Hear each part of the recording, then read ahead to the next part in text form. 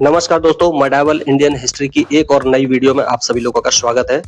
नमस्कार दोस्तों, मैं कमल किशोर और आप देख रहे हैं युगवाणी जीएस हिस्ट्री चैनल। दोस्तों आज हम बात करने वाले हैं गुलाम वंश की, जिसका शासनकाल 1206 से लेकर 1290 तक चलेगा और इसका संस्थापक था कुतुबुद्दीन ऐबक। और आज दोस्तों हम कुतुबुद्दीन ऐबक से ही जुड़े हुए महत्वपूर्ण प्रश्नों के बारे में बात करने वाले हैं। कुतुबुद्दीन ऐबक का शासनकाल था 1206 से लेकर 1210 तक। दोस्तों ये सारा कॉन्सेप्ट हम पढ़ने वाले हैं दिल्ली सल्तनत में, जिसका शासनकाल रहेगा 1206 से लेकर 1526 तक। दोस्तों हम सभी जानते हैं मोहम्मद गोरी ने ही 1192 में तराइन के दूसरे युद्ध में पृथ्वीराज चौहान की हत्या करके हिंदू शासन को समाप्त किया था और 1193 में स्थापना की थी दिल्ली सल्तनत की, यानी कि मुस्लिम शासन की। तो चलिए दोस्तों दिल्ली सल्तनत में हम पढ़ते हैं कुतुबुद्दीन ऐबक और वीडियो को शुरू करते हैं। शुरू करने से पहले दोस्तों आप सभी लोगों से मैं रिक्वेस्ट करना चाहूंगा कि भारतीय इतिहास की अनसुनी कहानियां और अनकहे तथ्यों को जानने के लिए, हर एग्जाम को पास करने के लिए अभी सब्सक्राइब कीजिए युगवाणी जीएस हिस्ट्री चैनल को, क्योंकि ऐसी इंफॉर्मेटिव वीडियो मैं आपके लिए लाते रहूंगा और कंटिन्यू सीक्वेंस में वीडियो आती रहेंगी। तो चलिए दोस्तों वीडियो को शुरू करते हैं। और आपका पहला सवाल है, कुतुबुद्दीन ऐबक को किस उपाधि से जाना जाता है? लखनौती का राजा, लाखबख्श, या फिर गाजी, या फिर सुल्तान ए हिंद। तो दोस्तों हम सभी जानते हैं लाहौर की जनता के कहने पर ही हिंदुस्तान का साम्राज्य मिला था कुतुबुद्दीन ऐबक को, जिसने पहले वंश की स्थापना की थी, जिसे हम मुगल वंश कहते हैं, गुलाम वंश कहते हैं। और दोस्तों ये अपनी जनता में लाखों रुपए दान कर दिया करता था, लाखों रुपए का दान करके बख्श दिया करता था, इसीलिए लाहौर की जनता ने इसे लाख बख्श की उपाधि दी थी। तो ऑप्शन आपका सही होगा बी, लाख बख्श। दूसरा क्वेश्चन है दोस्तों आपका, कुतुबुद्दीन ऐबक ने किस राजवंश की स्थापना की थी? तो खिलजी वंश, मुगल वंश, गुलाम वंश, लोधी वंश। तो मैं आपको बता चुका हूं कि कुतुबुद्दीन ऐबक ने गुलाम वंश की स्थापना की थी। लाहौर की जनता के कहने पर ही इसे शासन मिला था। इसके जो पार्टनर थे मोहम्मद गौरी के 4 गुलाम थे, कुतुबुद्दीन ऐबक, यलदौज, कुबाचा और बख्तियार खिलजी। तो उनमें से कुतुबुद्दीन ऐबक वो व्यक्ति था जिसे लाहौर, दिल्ली और आगरा का साम्राज्य मिला था। तो इसमें आंसर आपका सही होगा गुलाम वंश। और तीसरा आपका आज का क्वेश्चन है, कुतुबुद्दीन ऐबक की मृत्यु कैसे हुई थी? युद्ध में, घोड़े से गिरकर, बीमारी से, या हत्या से? दोस्तों हम सभी जानते हैं कि पोलो या चौगान गेम को, पोलो या चौहान खेल को सबसे ज्यादा प्रमोट करने वाला ही व्यक्ति कुतुबुद्दीन ऐबक को माना जाता है। तो दोस्तों 1210 में लाहौर में 1210 में चौगान या पोलो खेलते समय घोड़े से गिरकर कुतुबुद्दीन ऐबक की मृत्यु हो गई थी। तो इसका जो सही ऑप्शन आपका होगा बी, घोड़े से गिरकर कुतुबुद्दीन ऐबक की मृत्यु हुई। दोस्तों आपका अगला सवाल है, कुतुबुद्दीन ऐबक ने दिल्ली में कौन सी मशहूर इमारत की शुरुआत करवाई थी? जामा मस्जिद, कुतुब मीनार, लाल किला, या फिर अलाई द्वार।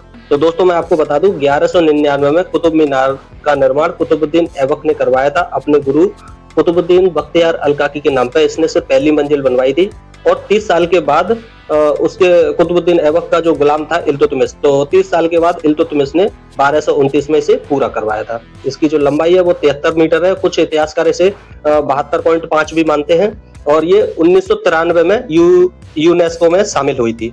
तो चलिए दोस्तों आगे बढ़ते हैं अगले सवाल पर। कुतुबुद्दीन ऐबक की राजधानी कहाँ थी? दिल्ली में, या लाहौर में, या फिर आगरा में, या फिर आपके अजमेर में? तो दोस्तों इसमें आपका जो सही ऑप्शन होगा आपका बी होगा, लाहौर। क्योंकि मैं आपको बता दूं, एक तो दिल्ली की लाहौर की जनता के कहने पर इसे शासन मिला था, तो इसने लाहौर को चुना।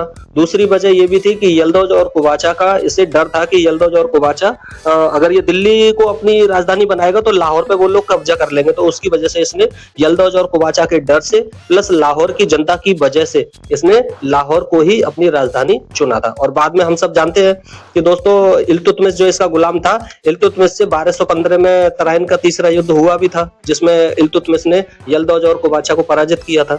तो इस डर की वजह से इसने लाहौर को ही अपनी राजधानी बनाया था। तो चलिए दोस्तों आगे बढ़ते हैं एक और नए सवाल पर। और आपका अगला सवाल है दोस्तों, कुतुबुद्दीन ऐबक का उत्तराधिकारी कौन था? रजिया सुल्तान, बलबन, इल्तुतमिश, या फिर नसीरुद्दीन? तो दोस्तों मैं आपको बता दूं इसमें आपका सही ऑप्शन होगा सी, इल्तुतमिश।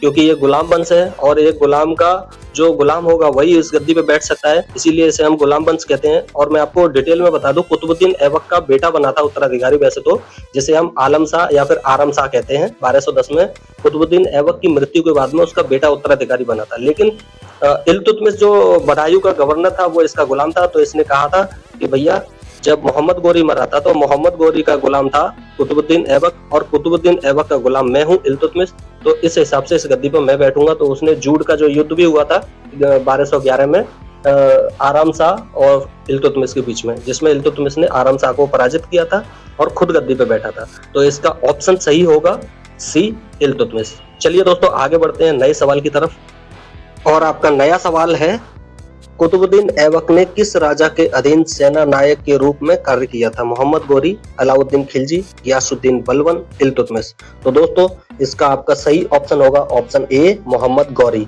क्योंकि मैं आपको बता दूं, इसने किसी भी सुल्तान की उपाधि को धारण नहीं किया था। इसने सेना नायक की जगह पे या फिर सिपह सालार की जगह पे या फिर अपने आप को कमांडर इन चीफ कहता था, इसने कमांडर ऑफ चीफ की जगह पे मोहम्मद गौरी के अधीन रह के इसने अपने कार्यकाल को संभाला। तो चलिए दोस्तों आगे बढ़ते हैं अगले सवाल पर।